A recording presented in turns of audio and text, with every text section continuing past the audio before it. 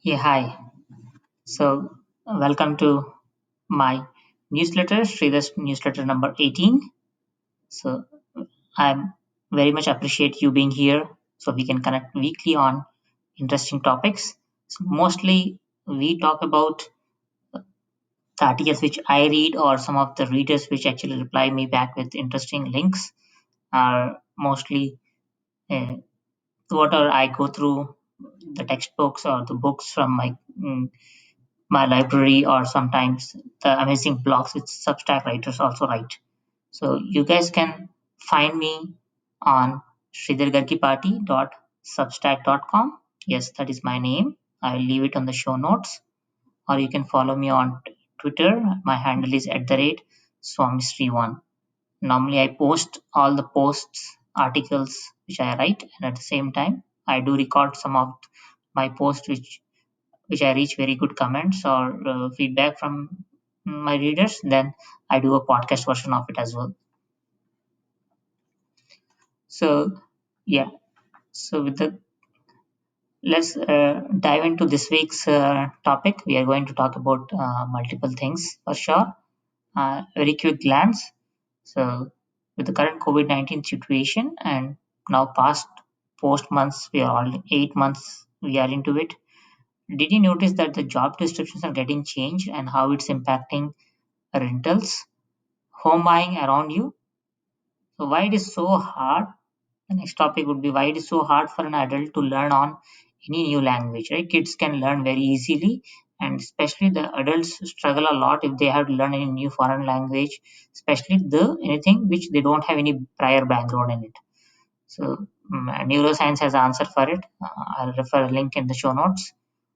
Especially, I have read some good book, Economics for the Hard Time, and I'm not really giving a review. I'm just giving the high level topics, the book has discussed really complex topics in it. All right, and so yes, definitely multiple topics. So let's get into it. So very first topic is the remote work and the real estate. So currently most of the job openings are for sure are remote due to current COVID-19 situations. Now that we are more than 8 months into the remote work due to the COVID-19, myself, I am working from home since March 12th. So if you, many of the IT professionals have been working remote, right? So if you notice the job requirements, the descriptions, and mostly what you see is the things are getting changed. So instead of saying, yes, we need someone to work remote till COVID-19 situation is resolved, then have to be at on-site later on, right? Now the ask is remote for a long term and may need to be in office once in a month, or in some cases already some of the people, because of the COVID situation, they want their employees to be in office, they're already doing like 1 week at a work site and 3 weeks remote. And so that type of a model where existing workforce is getting rotated at a weekly basis with not more than 25% of occupation in the building. So if one does not need to drive every day to work, earlier people who used to drive already 30 minutes to 2 hours, or in some city even more, uh, for work every day, so has no reason to stay near to a work site.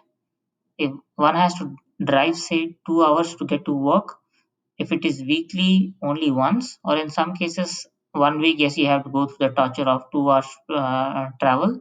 But say 3 weeks, you are sitting at home and you are working from home actually in this case. So for those type of people who are already away from their work site, now there is no reason for them to move near to the work site. And also people who are paying high rents to stay near to the work site to avoid that daily travel does not make any sense now, as they are also moving out of the cities and will end up moving out. So I'm just taking my own example as well. I moved last year near to my office, literally half a mile near to it. I had a baby, and so I thought, okay, let's stay a little bit near so I can quickly go in the mornings and also come back pretty quick. And so what I noticed is, especially the real estate market for buyers and sellers, even for rental units, this is a very hot place actually. So never seen more than 3 to 4 rental available right away. Hardly 3 or 4 units were only available in any community. So if you see now, because of the COVID situation, people are definitely moving here and there, and plus 30 plus rental units are available, right? And but other hand, especially in USA, if you see, due to the interest rates have gone down, one thing is job market is still dull, but only thing is that because people have many employers have removed people from their employment, now they're again gaining some businesses, then people are again rehiring now. So it's just a matter of couple of months before everyone will come back to the workforce, right? So slowly, and what you will see is the who are already in an employable stage entire during COVID, the people who are again coming back, you see that there's something very change in the real estate sector. Definitely, the prices are going very high. People are moving to new or resale homes or moving to a bigger square feet space than they were before, where one can accommodate their home work setup separate out of their living room or the kitchen counters in that say, right? So although rental units are available in a plenty right now because of the COVID situation, people maybe left some crowded places. Uh, so the bigger space one are definitely going very quick, and the smaller one which are still available are taking time, but their price is not getting down. So rental units is also they're available. That's the reason the price is not getting down. They're still going with the premium prices, as even they're also getting filled up with some time compared to before the premium rates. So the buyer and seller market for residential homes is too hot right now. So it's like cherry on the top for both. One thing is very evident that the places which are away from cities, say 1 hour or more, are picking up this cherry a lot. Their sales have gone up. The rental prices got appreciated. So this trend has just started. So look at the job description ask, and if the companies are not asking workforce to be at workplace every day, and this will give a huge potential for real estate for the areas which used to be a long drive from workplace earlier or called outskirt of the city or a suburbs in case of USA.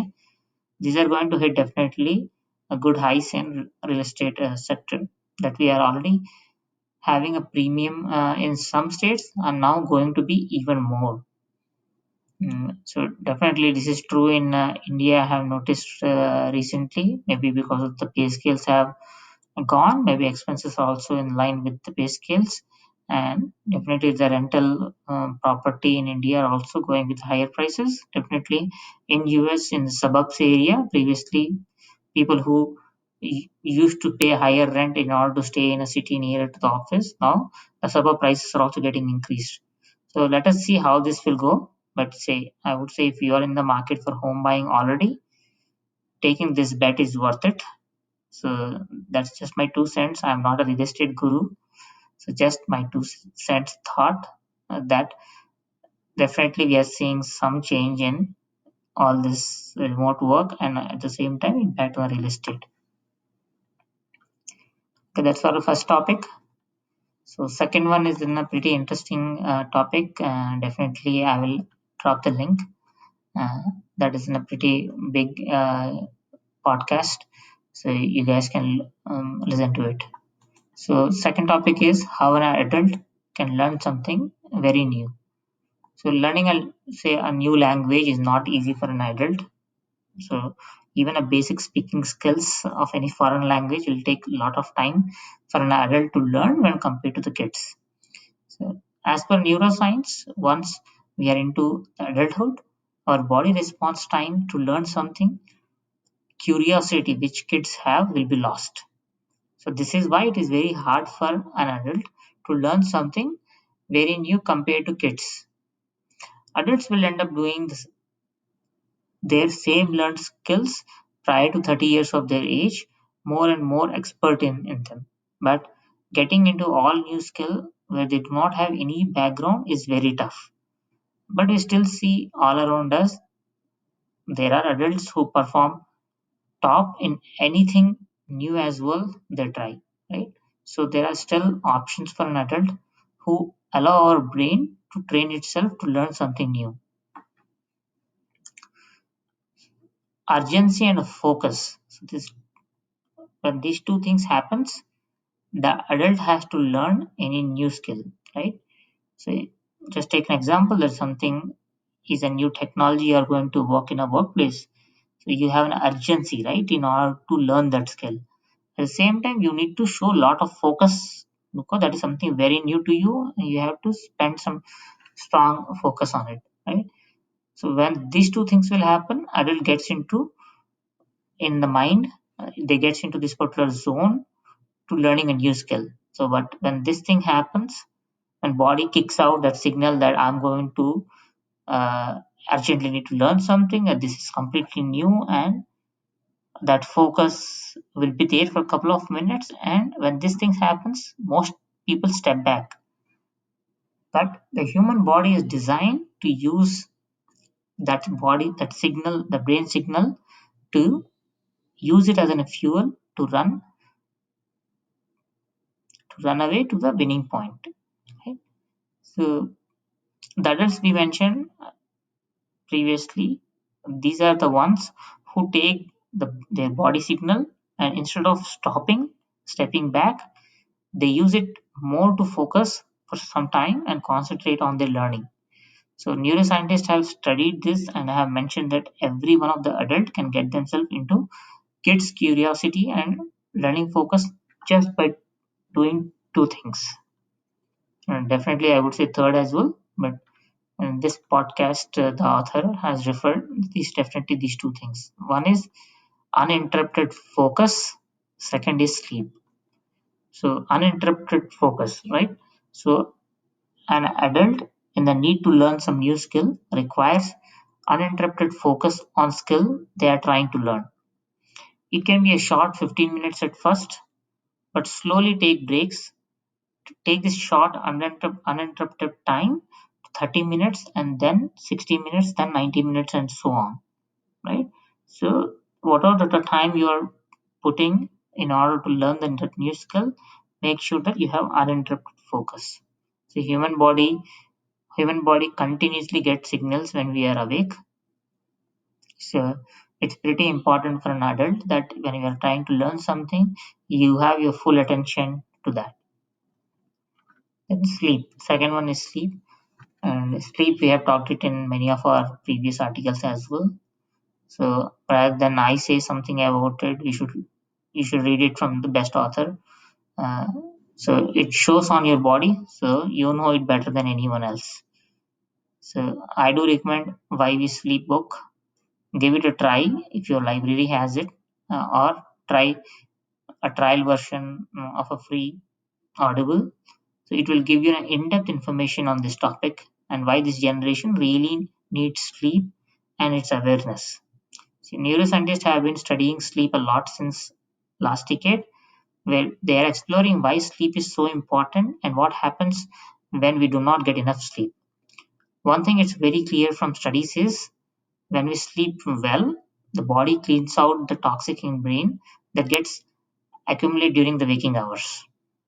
See, when we are awake, the mind gets a lot of signals. Okay, so at some time, the body will stop responding to the signals. This is where many people quit actually. So, if you have seen anyone in training or as an adult when someone is trying to learn something new, at some stage people suddenly quit, right?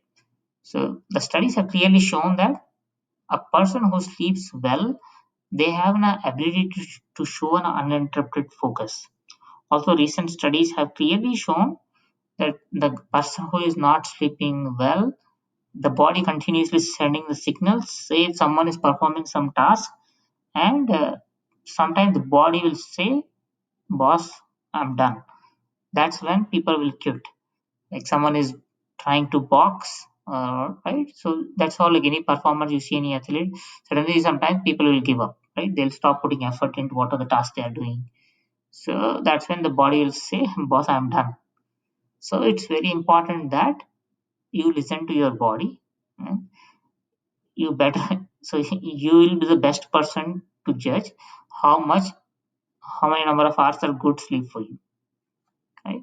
And also, recent studies have shown even a small naps during a day or like 15 minutes break where one is not really thinking or doing anything, and maybe just sitting or staring a wall or have a juice or a green tea or whatever your choice of beverages, and without thinking about your day, about your work, you just sit and relax.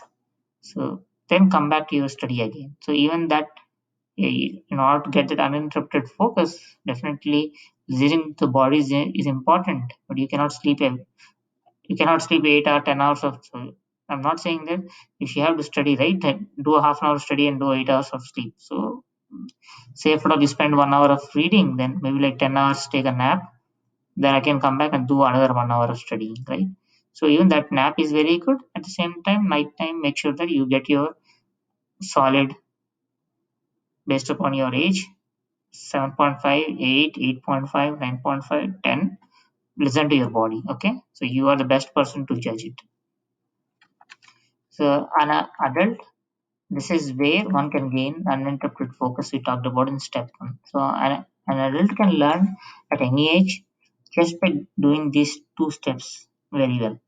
So here all this from the great Andrew Huberman, who is an American neuroscientist and a professor in the Department of Neurobiology at Stanford University School of Medicine. Okay, so definitely this podcast was so wonderful, and I hats off to Andrew the way he has explained such a complex topic in a simple words. So I would say that my key takeaway from him is proper sleep, definitely social interaction, light social interaction, because human beings thrive on connecting with each other. Then even exercise can boost one's mental health and can give you an ability to perform higher and higher productivity. So definitely a pretty good podcast. Link will be in the show notes. Right. So going back to our third topic, good economics for hard times. So this is in a book written by an author, Banerjee and Duflo. Uh, so they had walked through most difficult topics of the current times, the very best examples. So most of the content dealt with most crucial topics which can change a country course and the world economy or world itself. For sure, very informative and detailed as topics like immigration, climate change, which we discussed in the last week articles as well, can be simply biased by someone even without knowing the facts. So their analysis and their facts and their study about multiple real data points clearly told many biases which people have on these topics of migration or climate change, right? So if you are looking for facts, then hear it from the great authors. And so the topics, I'm not saying they're the exact chapter names though. Uh, I'm not really doing a book review, but I'm saying this is definitely a pretty good read for me. And so let's discuss what exactly in the book, right? So migration, immigration. So it's pretty big. The topic is pretty big enough to drive the politics of any country, right? Take example of USA 2016 election or Brexit, right? So these are like very few examples which moved uh, any country politics. And topics like why moving is not an easy task, even when the pay is higher on the other sides, why people resist to work in one location, immigrants add more power to the country's economy, the data supports it, and they create jobs when they spend their money. Trade, definitely, if you think that trade is definitely approved it, completely going 100% trade is not going to develop, and there are additional topics to talk about it. And there has to be balance fine with multiple countries. If every country, whatever they do best, if they can export that to the other countries, and every country can do pitch in based upon their strong skills, then the trade isn't healthy for any world. So then third topic is definitely race, religion, ethnicity, gender. So definitely yes, that's what the current topic right now, which has moved 2020 US election, I would say, and what are the Black Lives Matter is currently going on. So definitely a good read. It seems like this book was released in 2 years back, but when I was reading it, I think that this book is written for current COVID situation, right? Really good economics for the hard times. We are really in hard times from an economy perspective uh, during the COVID situation. It clearly sees that I read this at exactly at the right time when all of these things made relevant. I would say relevant more, right? Then topics like growth, world economy, inflation, GDP, then climate change. And another topic was like artificial intelligence, robots, automation discussions around the jobs. Uh, and so then I would say like I remember Abraham Lincoln quote that this nation under God shall have a new birth of freedom, and that government of the people, by the people, and for the people shall not perish from the earth. Right? You'll always remember these words. Of the people, by the people, and for the people, right? So the entire chapter, one of the chapter actually covering multiple countries existing policies, what worked for them and what did not work. So definitely some of the policies which worked for the country, they're pretty good examples. People can learn what went well for them and maybe adapt for themselves, right? Then one more topic is cash and care, right? The government giving free goodies. So it's not that either the donations by government policies or donations by a rich can work for people sometimes, or in some cases go against them as well. So mostly, see if I see the Indian politics, cash and care is something like during entire election time. Their hot topic is what exactly they are giving away free goodies to the poverty. So sometime it works, sometime it completely goes against people growth as well. So definitely a lot of complex topics were explained with the most simplistic details which anyone can relate to and very much informational. Right? So I'm leaving a book link in the show notes, and here is a Bill Gates another link which Bill Gates have in the Gates notes. He has published a high level review, mostly talking about the first one and two chapter, I guess. So you can I'll leave a note in the show notes. You can have a look at it. Fourth one. So fourth one is foreign students shun MBAs in US. So this topic was trending in LinkedIn this week. If you have noticed, the Wall Street Journal did an article where it states that MBA program got dipped near to 30% in US, and also noted in London it's up by 55%. The major reason is travel visa restrictions, which have been placed since 2016 election in US, and now during COVID-19 situation, visa rejections, higher tuition costs in US are the major factors to keep students away. So I'm leaving that link in the show notes, but I'm not talking about that article mainly. But yes, many people are doing MBA, right, since last decade, 10 years. So that made me think a little bit about it. So see, the higher tuition fee made me think about the year 2008 when, while I was in a job, I was preparing for MBA exam in parallel. So even at that time, premium colleges in India were also having a high tuition fee. So high tuition fee for MBA course has always been a topic actually. So but that's a high tuition fee as per the Indian economy. For sure, they will be less than the US tuition fees in exact comparison, but every country's standard of living is different. Exchange rate, the currency rates are different, right? So, but definitely If you work in India, and you will know that that tuition fee is definitely high as per the Indian economical standards as well.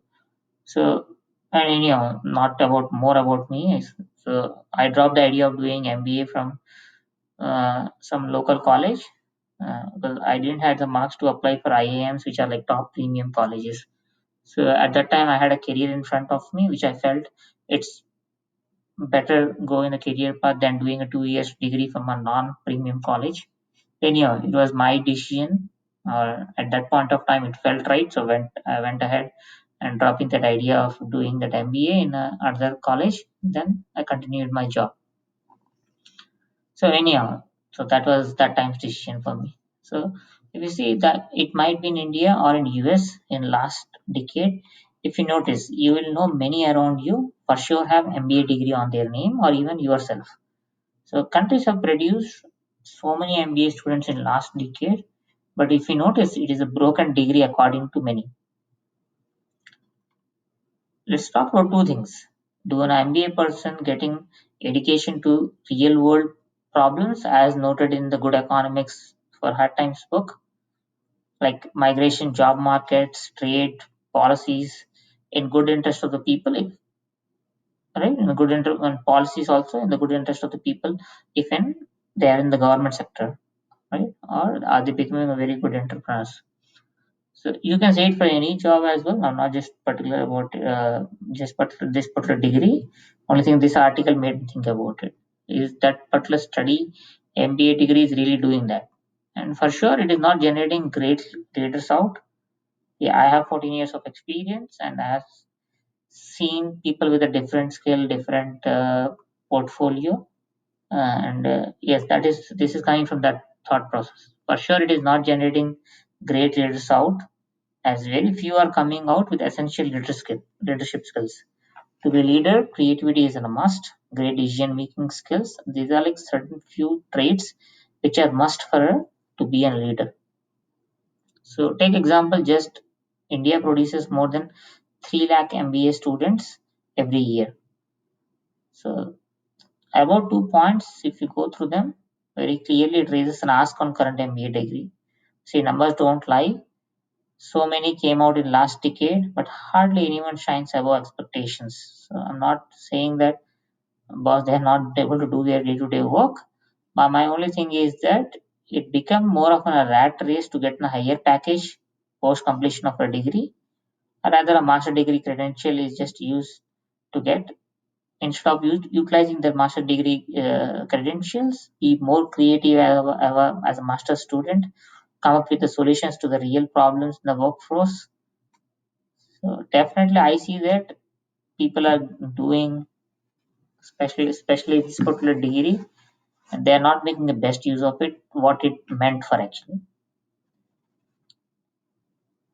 So yeah, instead of me, my these are just my thoughts. In a show notes, I'll mention you one article written by one of the IIM university itself. They will give you a clear description what is going wrong and what exactly they need to change. So that is all for this week. So those are our four topics. Pretty quick. Remote work and its impact on the real estate. How an adult can learn something very new. Uninterrupted focus in the sleep. Remember those two. Definitely exercising as well. Right. Then third is good economics for hard times, especially a damn good book. If you want to read something in this COVID time, definitely very good book talking about the most complex topics which many countries face nowadays. Then just my thought. You can ignore this part. This is just my viewpoint, my blogging on the article which I read on foreign why students are actually doing their leaving, not doing MBA in US. But my topic is not really about that. Give a read, see if at all you are interested and you agree to my viewpoint. So if this is your very first podcast, so please do subscribe. And if you prefer an audio version of this post, please make sure that you click that subscribe button so that you guys can continue to hear my upcoming podcast, and also as you are there, please check out the archives as well. So do let me know so how exactly you liked this particular podcast, and if you would like to read it, the article. So mostly whatever I have talked, I have written it as well. It is there on my website, sridhargargipati.substack.com. I will share it in the show notes. All right. That's all for this week. Stay connected, share ideas, and spread happiness.